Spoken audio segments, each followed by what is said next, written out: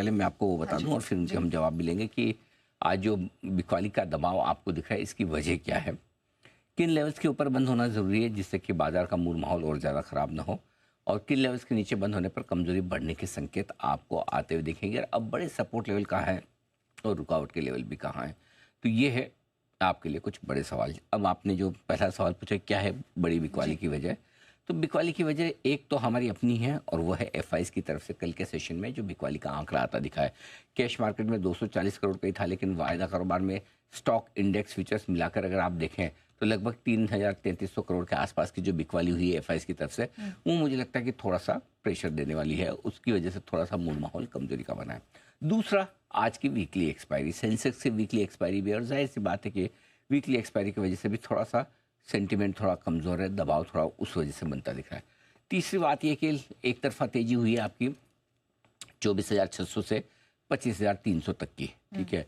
लगभग आपने 700 पॉइंट की एक तरफा तेज़ी देखी है, वहाँ से थोड़ी बहुत प्रॉफिट बुकिंग आना लाजमी है। 1/3 प्रॉफिट बुकिंग आती है, 750 पॉइंट बढ़कर अगर 250-300 पॉइंट घट जाए तो कोई बहुत बड़ी बात नहीं, तो थोड़ी सी उस वजह से एक हल्की फुल्की प्रॉफिट बुकिंग भी आती दिखी। तो ये 3 कारण हैं जिसकी वजह से बाजार में आज थोड़ा सा आपको दबाव नजर आ रहा है। ओके सर, अब लेवल्स कौन से इंपॉर्टेंट है, क्योंकि डेज लो से थोड़ा संभलने का प्रयास निफ्टी बैंक निफ्टी कर रहे हैं। 25,000 तोड़ा नहीं है निफ्टी ने, बैंक निफ्टी भी है, हमने देखा है कि 56,400 के नीचे थोड़ा आया लेकिन घूम गया वहां से। तो क्या ये एंट्री का लेवल हो सकता है? देखिए, लेवल जो इम्पोर्टेंट है सबसे ज़्यादा वो है 25,000 निफ्टी का और 56,000 बैंक निफ्टी का।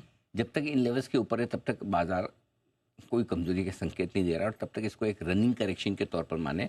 एक तरफा तेजी के बाद हल्का फुल्का करेक्शन आता है, चलती मार्केट में आता है, बिना किसी वजह के आ सकता है, बिना किसी कारण के आ सकता है, कारण से भी आ सकता है, कोई ट्रिगर से आ सकता है, बिना ट्रिगर के आ सकता है, और वही होता हुआ दिख रहा है। तो ये हल्का फुल्का रनिंग करेक्शन है जो होता दिख रहा है।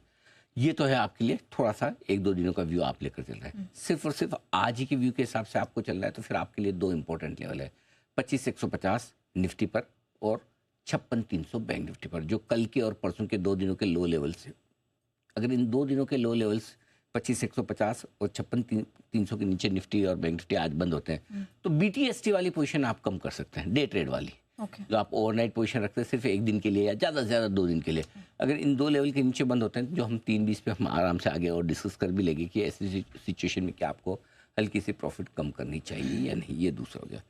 रहा सवाल ऊपर कितना जा सकते हैं, 25,225, 25,325 अब आपके लिए थोड़ा सप्लाई जोन है, और उस रेंज में आने पर प्रॉफिट बुकिंग आती हुई दिखेगी।